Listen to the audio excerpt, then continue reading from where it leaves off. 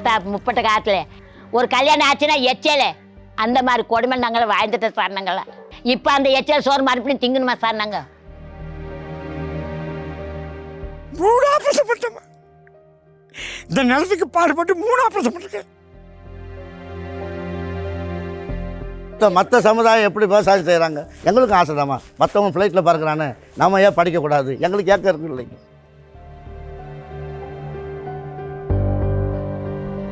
நரிக்குறவர் சமூகத்தை சேர்ந்த இளவரசனின் உயிர் நாடியே இந்த நிலம்தான்.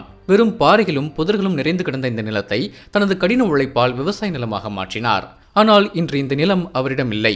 அரசு அதிகாரிகள் பொய் வாக்குறுதி அளித்து தனது நிலத்தை பிடுங்கிக் கொண்டதாக அவர் குற்றம் சாட்டுகிறார்.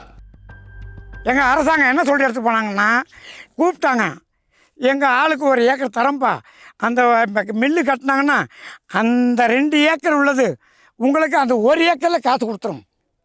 அரசாங்கம் அப்படி சொல்லி தான் எங்கள் மக்களுங்களுக்கு ஒரு டீ வடை கொடுத்து கையெழுத்து வாங்கினாங்க.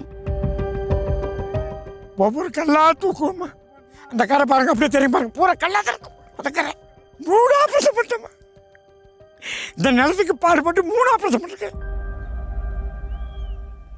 பெரம்பலூர் மாவட்டம் எறையூரில் சுமார் 48 ஆண்டுகளுக்கு முன்னர் பயன்பாடற்று கிடந்த 350 ஏக்கர் நிலத்தை நரிக்குறவ மக்களின் வாழ்வாதாரத்தை மேம்படுத்த அப்போதைய மாவட்ட ஆட்சியர் வழங்கினார். ஆனால் புறம்போக்கு நிலத்துக்கு பட்டா வழங்கப்படாமல் இருந்தது. இந்த நிலையில் கடந்த 4 ஆண்டுகளுக்கு முன்னர் சிப்காட் அமைக்க 250 ஏக்கர் நிலத்தை எடுத்துக்கொண்ட அரசு மீதமுள்ள நிலத்துக்கு பட்டா வழங்குவதாக வாக்குறுதி அளித்திருந்தது. இன்று வரை பட்டா கிடைக்காததால் விவசாயம் செய்ய வழியின்றி இந்த 100 நரிக்குறவ குடும்பங்களும் வாழ்வாதாரத்தை இழந்து நிற்கதியாகியுள்ளன. 4 வருஷத்துக்கு முன்னாடியே முதலமைச்சர் இங்கே வந்தாங்க, மந்திரி எல்லாம் இங்கே வந்தாங்க. இந்த நிலத்தை விட்டுருங்கப்பா, 250 ஏக்கர் எங்களுக்கு விட்டுடுங்க, உங்களுக்கு 110 ஏக்கருக்கு நாங்கள் பட்டா போட்டு கொடுக்குறோன்னாங்க.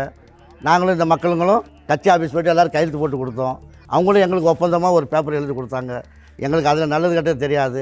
ஒப்பந்தன்றது உண்மையாக சொல்ல போனால் 2 பேர் சேர்ந்து பேசி தான் ஒப்பந்தம் எழுதணும். அவங்களே எழுதி எல்லாத்துக்கும் கையெழுத்து போனால் இந்த மக்களுங்க, இந்த நரிக்குறவங்க படிக்காத காலத்தில் கையெழுத்து போனால் என்ன பண்ணாங்க, எல்லாருமே கையெழுத்து போட்டோம்.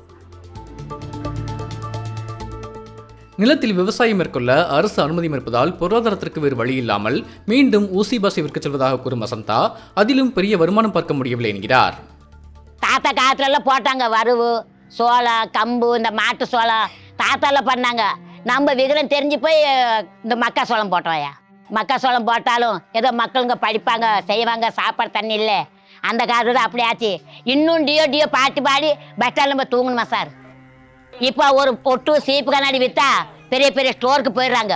இந்த கவரிங் வலை வாங்குறதுக்கு, கவரிங் மோதிரம் வாங்குறதுக்கு, செயின் வாங்குறதுக்கு அவங்க பொழிக்கிறாங்க. நாங்கள் எந்த கவரிங் கடை வச்சு நாங்கள் பொழிக்க முடியும்? எங்கள் வியாபாரமும் போச்சு, எங்கள் தொழிலும் போச்சு. இந்த காடும் போகிறதுக்கு நாங்கள் எப்படியா விடுவோம்? ஒரு அடியாக குண்டு போட்டு கூட, ஒரு பெரிய பெரிய குண்டு கொண்டு போட்டு கூட இந்த நரிக்குறவங்களுக்கு அழிச்சிட்டு போட்டு புலம்பெயர்ந்தபடியே நாடோடிகளாக வாழ்ந்த இம்மக்கள் நிலைத்த சமூகமாக மாற ஒற்றை அச்சரமாக இருந்தது இந்த நிலம்தான்.